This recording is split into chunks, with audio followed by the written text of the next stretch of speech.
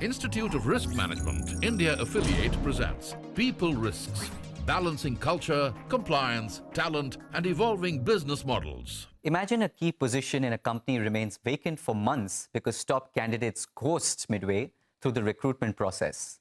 Meanwhile, teams struggle as quiet quitting becomes rampant, with employees doing the bare minimum, leading to decreased productivity.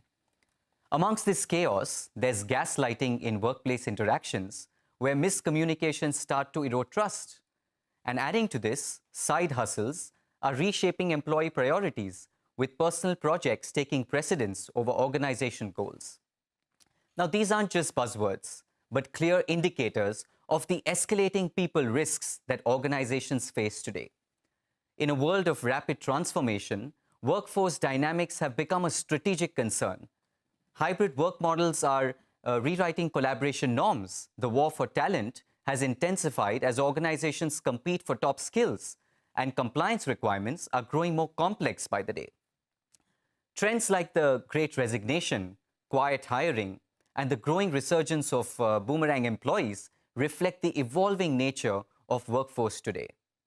In this context, the intersection of risk-aware cultures, strategic talent management, and innovative workforce solutions becomes critical for long-term resilience. So here's welcoming all of you to the panel discussion on people risks, balancing culture, compliance, talent, and evolving business models by the Institute of Risk Management India affiliate. As the world's leading certifying body for IRM exams across 140 countries, the What's the Risk initiative underscores our unwavering commitment to driving thought leadership in every sector and discipline. Joining me in the fifth episode are V. Swaminathan, Head of Corporate Audit and Assurance, Godrej Industries Group; Pushp Kumar Nayyar, Executive Director, HRD, Bharat Petroleum Corporation Limited; Sundar Natarajan, CHRO, India First Life Insurance; and Rituparna Chakraborty, Co-founder, Team Lease Services and Independent Director on boards. Ladies and gentlemen, thank you for being a part of this insightful conversation. Swami, I actually want to start with you. You breathe audit risk assurance day in, day out. Tell us what a modern day risk register for the HR function would look like. Yeah. And what are some of the most pressing people risks that organizations are facing today? Yeah. Organization like ours at Godrej, the effort to mitigate these risks is through three prolonged strategies in terms of leadership, in terms of processes, and in terms of technology.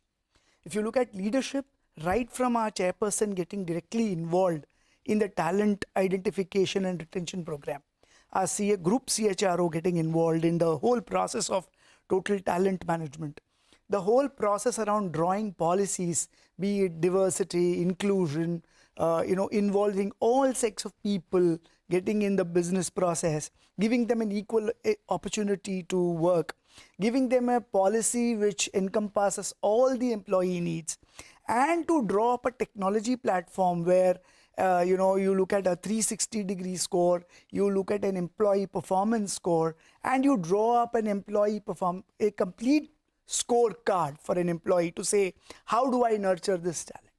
And that's where the risk manifests itself. Sure. And if you can also touch upon the point on how this would impact the overall governance of organizations. So organizations, as I said, has always a very aspirational goal. Now, if you don't have the right set of talent, who takes over? And therefore, you'll have to always build the backup plan. You always have to think in terms of, if this critical employee is not available, who handles it and takes it forward? So that puts a challenge in terms of availability of resources, the right mindset, the right talent, and right delivery systems. No, point well taken. Ritu, I want to bring you in at this point since we touched upon governance. You sit on the boards of several companies. What is your perspective on how boards should look at people risks, especially in light of leadership and succession planning and culture transformation that Swami spoke about? So, as an independent director myself, I see boards increasingly acknowledging talent risk as central to organizational resilience. However, Many boards, unfortunately, still operate reactively rather than proactively on issues like leadership succession and also cultural transformation. Now, to enhance effectiveness, I mean, what I feel could be some of the recommended strategies would be uh, number one, I think it's very important to ensure that um, talent per se is embedded or a talent risk is embedded into ERM frameworks. Boards should and must integrate talent risks such as leadership gaps, skill shortages, and cultural misalignment into the enterprise risk management framework. I think this, what it does essentially is it allows systematic monitoring, much like we do with financial or operational risk, which board spends enough time today reviewing, but not as much probably on the talent side. These are some of my thoughts. These are few steps which I think proactively, if board starts emphasizing and weighing down, we would go a long way in terms of mitigating a lot of risk which we see around us, and it would unlock a lot of other opportunities. You know, there was a study on the amount of time spent by boards on risk-related discussions, and that's 20 to 33% of the time spent focuses on risk registers, risk management committee, risk-related strategies, and of course, talent fits in that. So, are you saying the time allocation for these discussions should go up? Where are we in this scenario today? Absolutely. So I think while now more or less, especially listed organizations do have a mandate in terms of having an NRC, and most organizations have an NRC committee, at least the listed ones. But I think the time allocation is disproportionate. We must acknowledge it before we do something about it. I think progressive organizations are focusing on and accepting talent as a challenge, and board is accepting and spending time, but it's not something that I can tell you is unilateral. So yes, you can solve a lot of problems on the financial side. There are very binary answers, honestly, to solve problems on the financial side, operational side, legal side. But when it comes to talent, the answers are not usually binary, and that's why it needs more time from boards and organizations and needs more time allocations on discussions and debates. All right, Pushp, coming to you. What are some of the HR-related compliance risks that you're seeing today? And as a PSU, how are you adapting to the changing business models? So let me take compliance first. I think compliance risks, if we have to take it whether we are really going it as a mandate or are we seeking some larger purpose behind those compliances, because those compliances are really required to sustain the business growth and for overall society that we are living in. So once the purpose is clear, I think those risks can be managed very easily. And to some extent, there is a lot of enrollment required from the people who are going to be managing those risks. And with the senior leadership, those risks, talk has to be done to enroll everybody. And also, I think technology to be used so that you free up the mundane activities and let people focus on value creation jobs. In those situations, I think compliances will become easier to manage. I am from Bharat Petroleum, so for energy companies, the landscape is changing very fast. A lot of discussions around climate change, around new technologies which are emerging, but yet India is growing, so our core growth is happening through traditional fuels. So while we are focusing on traditional fuels, we are having some big bets on new areas like petchem, gas, etc. I think technology will play a very big role in our journey for taking care of business environment, and it's not typical HR hygiene, SAP or other things, but using AI for HR analytics, for HR decisions, that is happening very, we have started taking those steps, and they are the ones which will make a lot of difference. No, that's commendable. And are you seeing that across the PSU segment, or is that only for I would say BPCL? everybody has started making baby steps. Sure. I won't say that we have really grown very far, but those steps have started. Sure. Sundar, finally coming to you before we take a short break. You've been the Chief Risk Officer of India First Life, now the CHRO, and you're also a qualified fellow in enterprise risk from IRM. What are some of the metrics or KPIs that organizations should use to assess people risk strategies? Because, you know, people risk management is often very intangible. It becomes difficult to measure. So if you can throw some light on that. Sure. A great effort by the regulator and regulation, which has been made in this direction, is to measure various elements of ESG. And as you would know, the S portion of it is typically underplayed. But this gives a lot of teeth to a lot of organizations.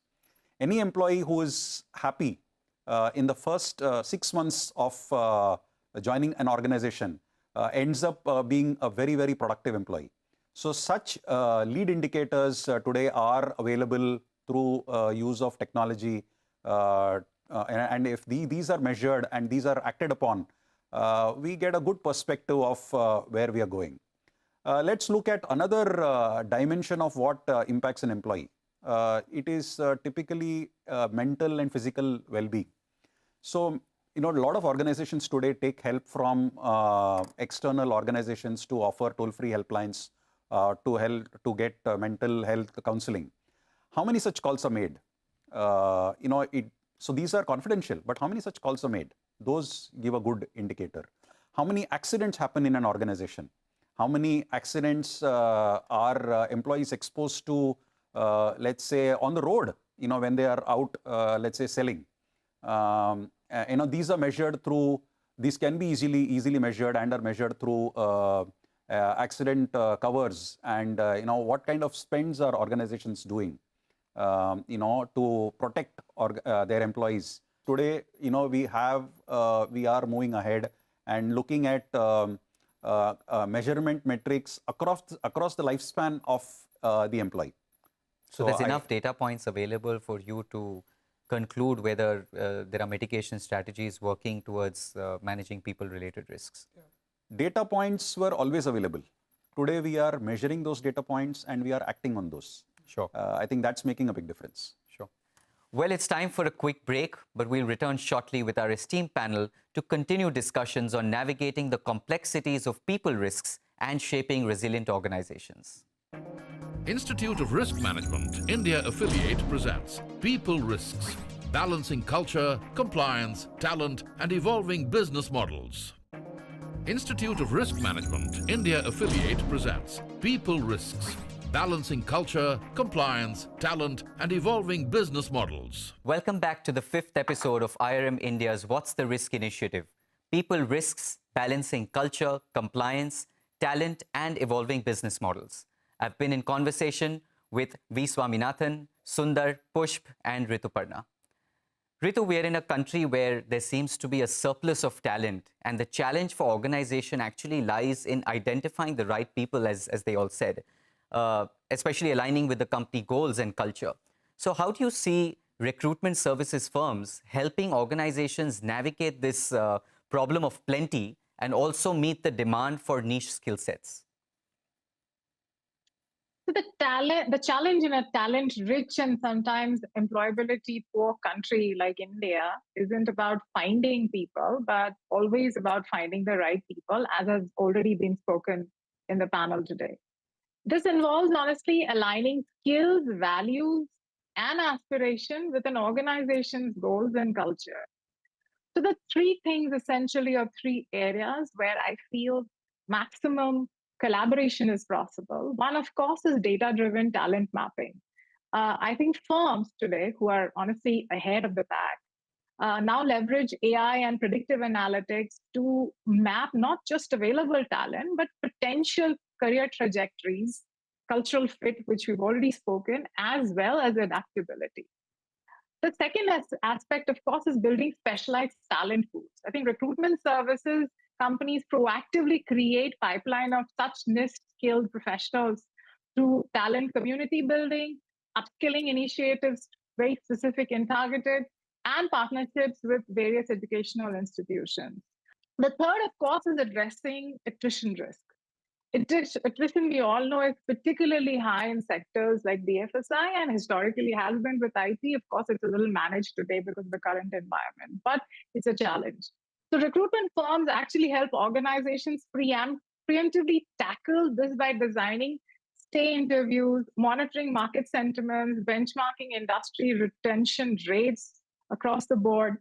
As a matter of fact, one of the India's leading IT firms happened to reduce their attrition by 12% through targeted retention strategies, which they designed together with one of these recruitment firms based on exit data analysis. So these are some of the ways wherein I think organizations can work together with these recruitment services to kind of evolve a strategy for the future. And Ritu, since we've spoken about technology and bots and AI, have you ever come across a platform like a dating app where the employer and the employee are on a similar platform or a device or an app, and they're actually swiping to see if the skill set and culture and goals aligned? Maybe I'm giving away a business idea. No, I think this you're bang on. As a matter of fact, as you speak, there are different collaborations which are going on between organizations, some of the leading management schools in India, as well as some of the Ivy League colleges, where they're using the dating algorithm or dating app algorithm to see if there is a faster, quicker, more intelligent way in terms of hiring the right kind of talent. It's already getting used quite actively in the gig hiring space, especially when you're looking at specialized gig workers and specialized skill sets. So I honestly, what you think is the future may be already here. Need for speed, as they call it. Push, coming to you on attrition, because she spoke about attrition. You know, the PSU sector, actually workforce stability becomes a critical point. So how are you looking at managing employee morale, mental health, wellness, and other kind of risks? Say that, I mean, it's not those eras when people will join PSUs for only stability. Maybe they'll join, but today the opportunities are too many, so they'll not stay unless they get 2-3 big things. So they are definitely looking at career development, a career growth, a career path, which leads to their development. That's one. Second big thing is that they are looking for leadership in the company. What is the vision? What is the company culture? What are the values that company is demonstrating? So those are two very big things. And third, let's also take this advantage to PSUs that when you are really doing those things, you are contributing to nation building. So those three are the key motivators which will let employees stay within PSU framework. And today we are working, if not better, at least equal to MNCs, and those things are there. What we have realized is that as part of the entire framework, we are really working very well on integrated career development framework, where we have on one side organization, other side the employee, have inputs from both as well as look at goals for both. So every employee knows that he will have a place on the table, and there are seniors who are looking at each profile. He is being given opportunity to put his aspiration. We are building the capability of line managers. We are also allowing them to participate in the whole process. So that's one. Other part which you mentioned about experience of the individual, about how they feel aligned, about their overall well-being. So we are giving them variety of experiences which will help them enjoy their total life, not only work life. Okay. Sundar, we've seen a rise of remote staff and also off-payroll contractors, gig workers, as Ritu mentioned. In light of the technological advancement with AI, data security, the new DPDP Act as well, how are you seeing these risks play within the overall people risk framework? As you would know, any regulation is risk management at the country level, right? So which is, I would say, done fairly adequately as of now, and it is future oriented. Now, the next comes how are organizations, individual organizations approaching this phenomenon. Individual organizations are looking at it from entry to exit stage of the employee, and also of the contract employee, and also of any vendors they would onboard and exit.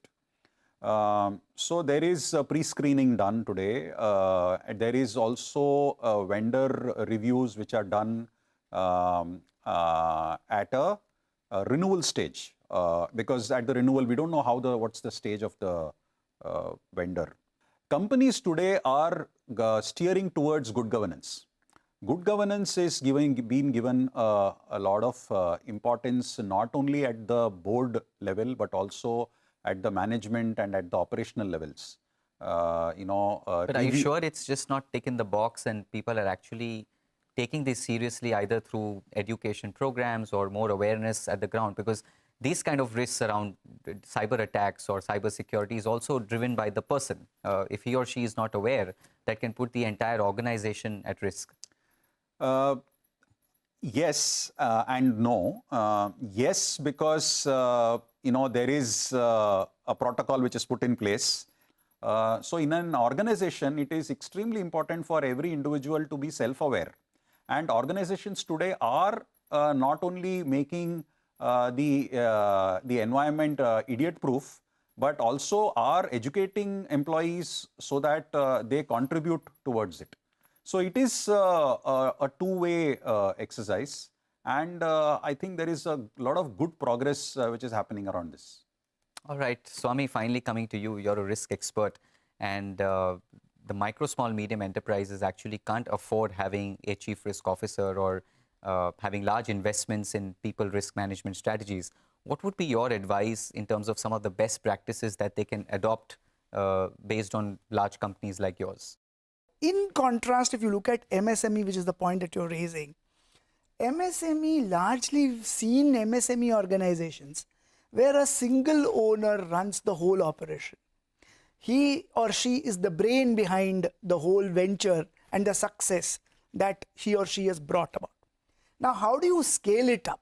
That's where the challenge comes in, for which they will have to, the only sure shot in this risk mitigation process is they will have to develop trust in their second line, develop them to take charge, empower them to make sure that they take the right decisions, support them when they falter, and then grow and scale it up.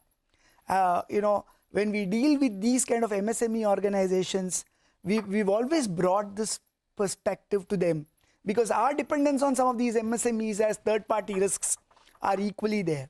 So, the organizations, larger organizations must keep sharing their learnings with these MSMEs and let them grow. Sure. Okay. Well, on that note, thank you to our panelists for providing their invaluable insights and diverse perspectives. Organizations must also leverage data-driven insights to navigate uncertainties, creating adaptive teams ready to address complex scenarios by prioritizing these efforts, and businesses can enhance resilience to drive sustainable growth within the HR function. Thank you for joining us, and stay tuned for the next episode of What's the Risk? Institute of Risk Management, India affiliate presents People Risks, balancing culture, compliance, talent, and evolving business models.